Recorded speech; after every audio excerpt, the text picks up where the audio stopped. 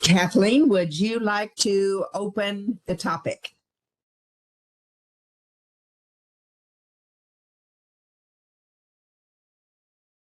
Good morning. This morning's work session is regarding the Wetland and Habitat Ordinance updates, and I believe that we have staff on this morning that will provide some updates in order to get council feedback before their public hearing, I believe, in the fall.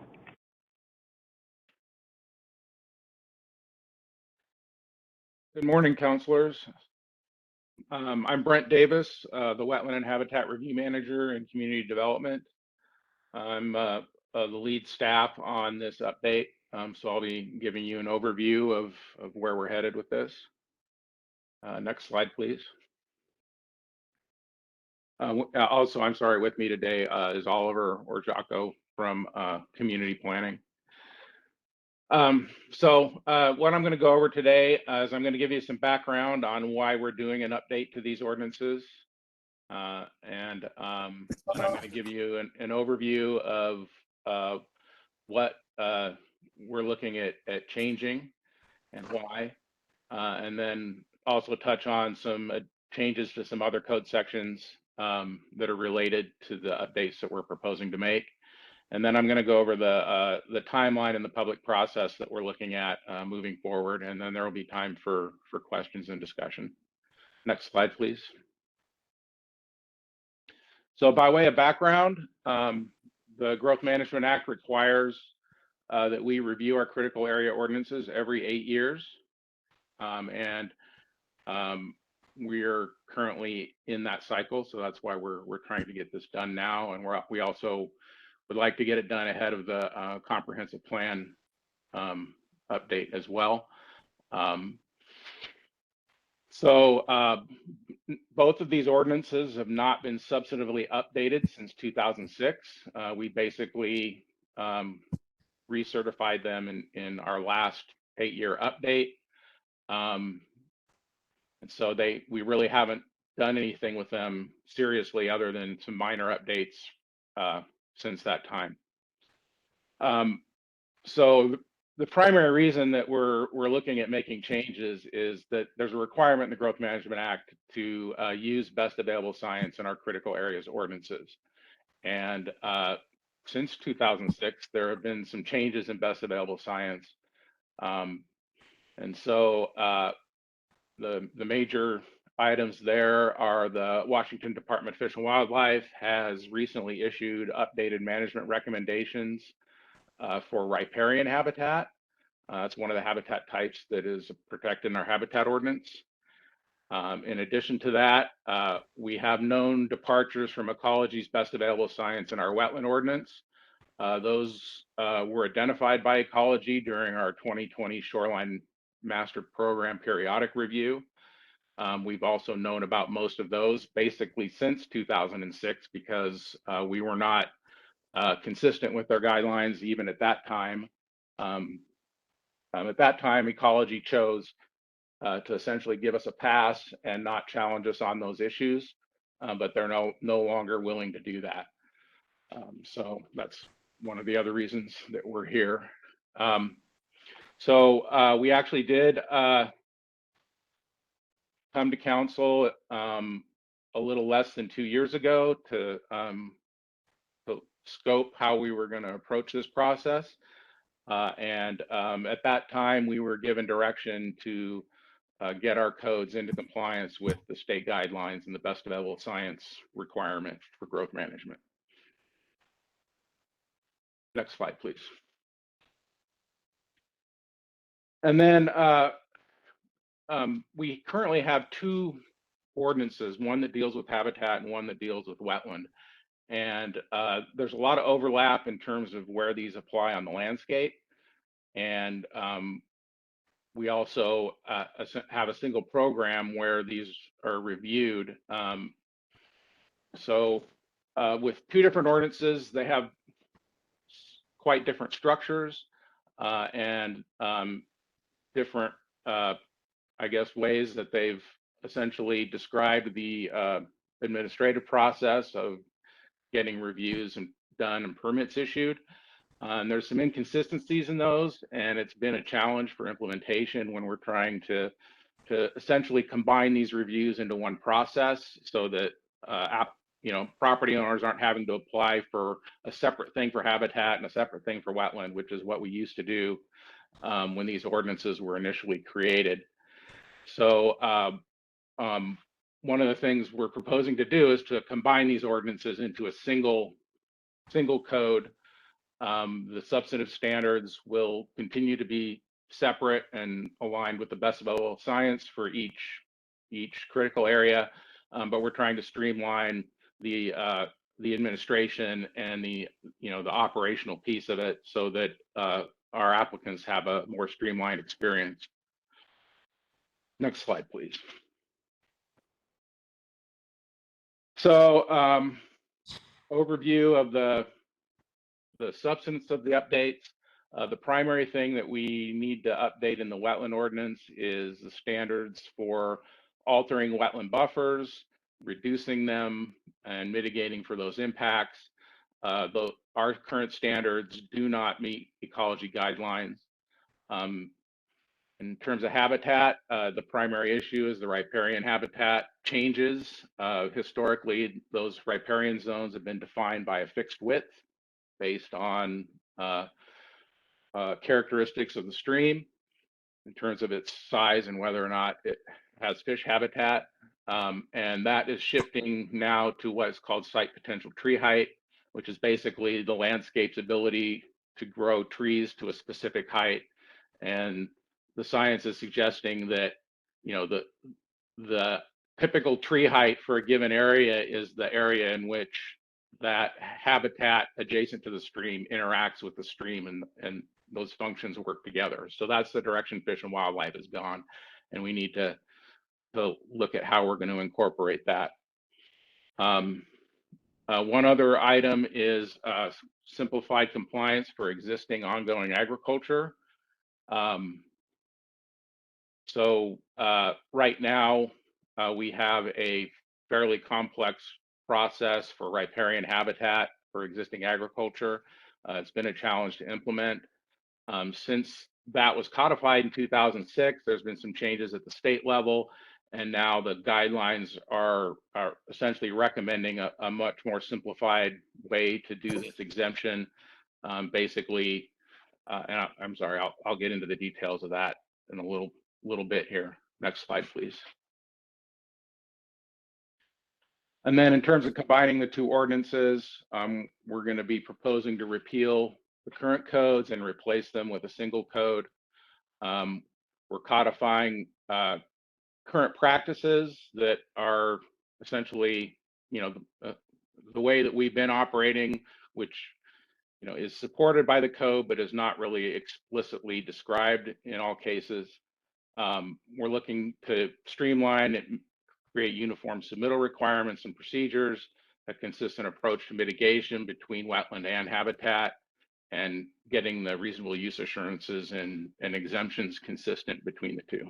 Next slide, please.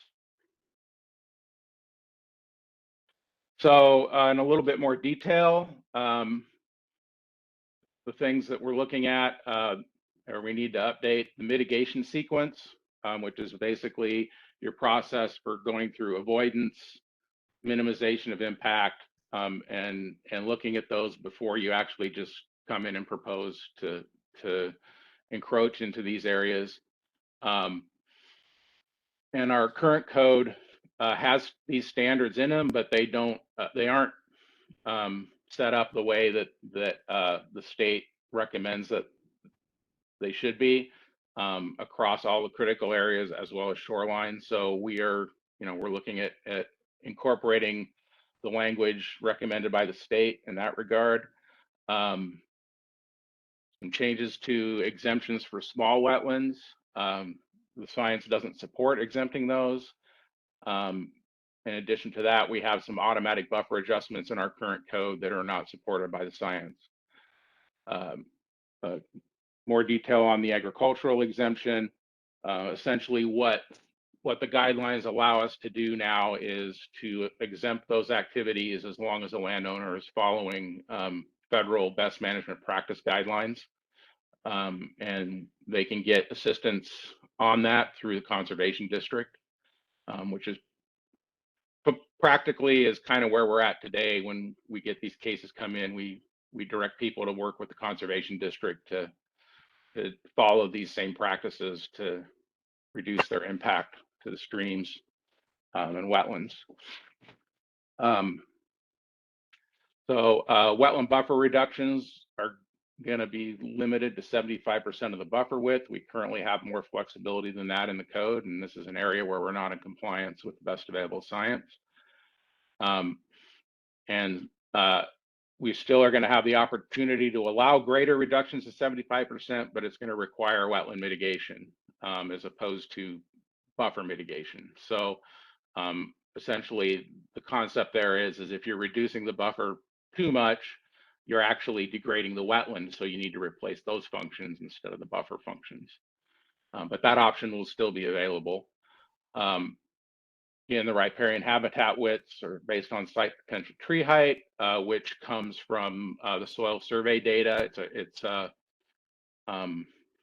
data that's been developed over the years for forestry for foresters to be able to tell what kind of production they can get on the landscape based on the soil types. So that's where the site potential tree height data is going to come from.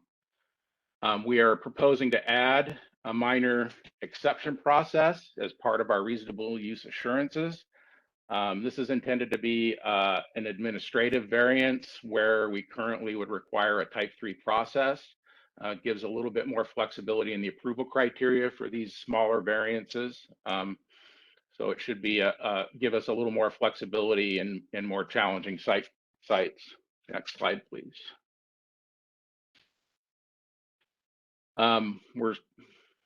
We're proposing to streamline the submittal requirements for our type 1 ministerial reviews, and essentially make it possible for applicants to not have to do all of the detailed technical studies if they choose to work with us in terms of defining, where these critical areas are on their property and what they need to do with mitigation. They still would have the option to bring in their own experts if they choose to do so. And this primarily affects things like, single family home construction where, spending a lot of money on those consultants can get quite expensive relative to the scale of their project. We're going to include clear and consistent standards for the technical and legal documents that are required. We currently don't really have that in the code, and there's often a lot of confusion about, what type of information needs to be required, how old can the data be, that sort of thing. So we're going to clarify that. We're going to make some clarifications in our reasonable use assurances for single family residences, rural land divisions, and public infrastructure and utilities. These are essentially, they're guaranteed, minimum levels of development under our reasonable use assurance. So we're essentially, which reflects what's currently in the code, but we're going to essentially streamline it and clarify it. Right now, there's different standards for wetlands and habitat for some of these, and it gets confusing for applicants to navigate.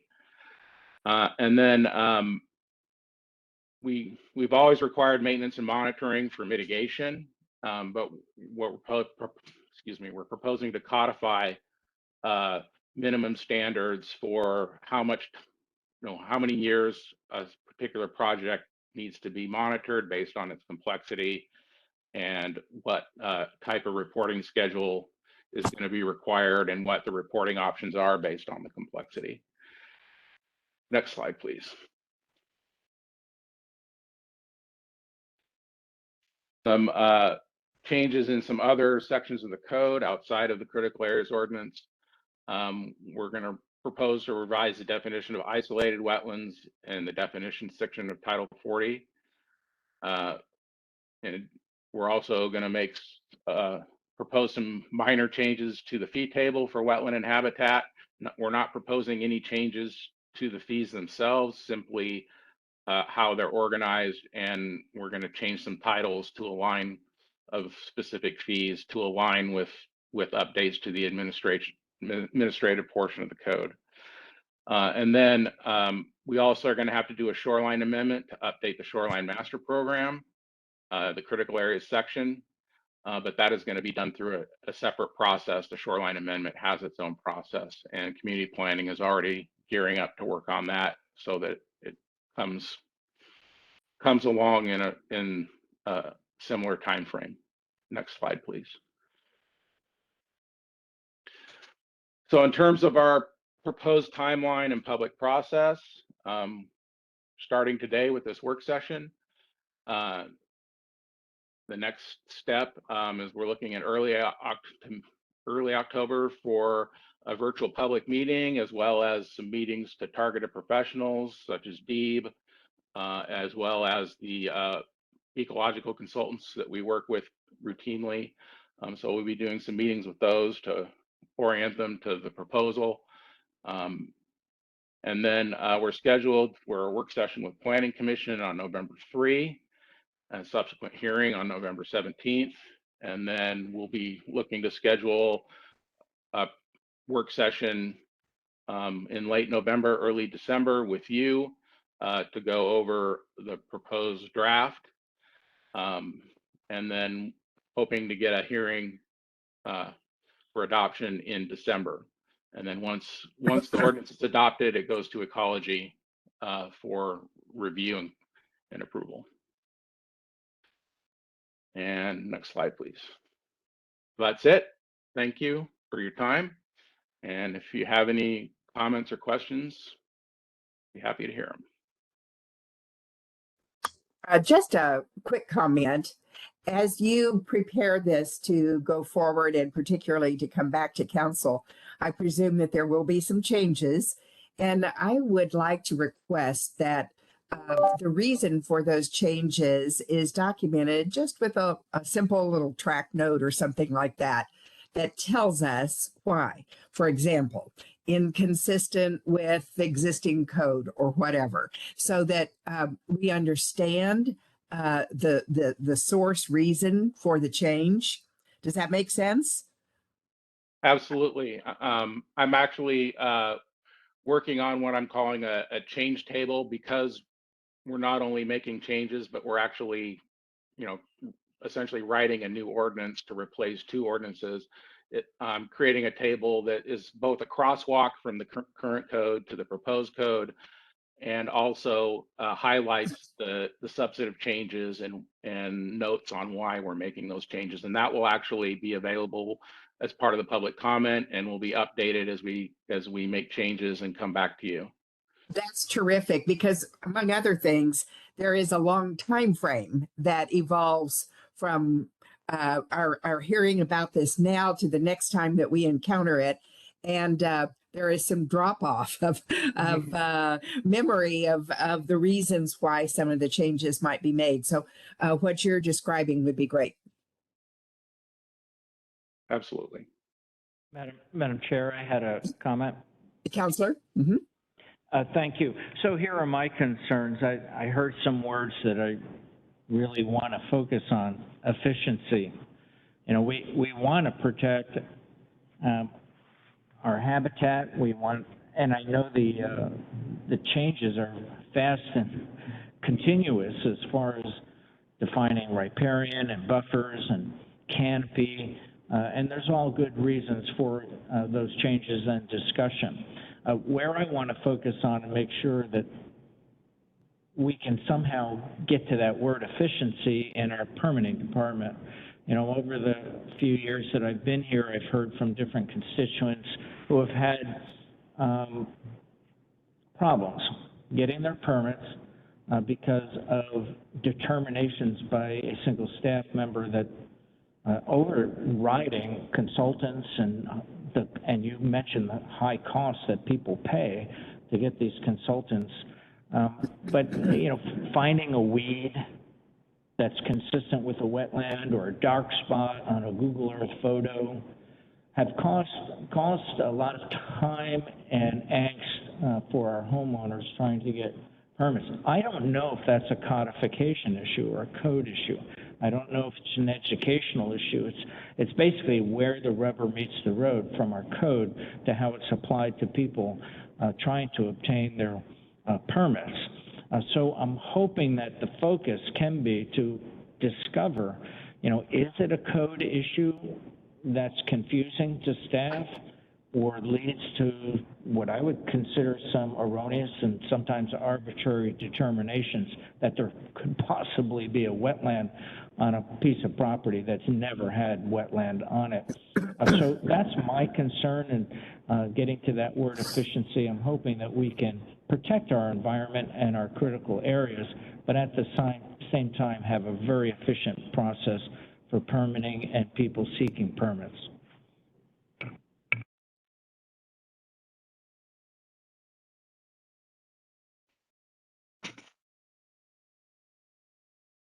Other comments from council? And go ahead, I didn't mean to interrupt you. I was just wondering if Counselor was looking for a response from staff at this time. I'm just hoping you heard me and understand my policy goal in helping our public and become a more efficient process. So I'm hoping that you're working with permitting and the challenges they've had over the years on these issues. Absolutely. Yeah.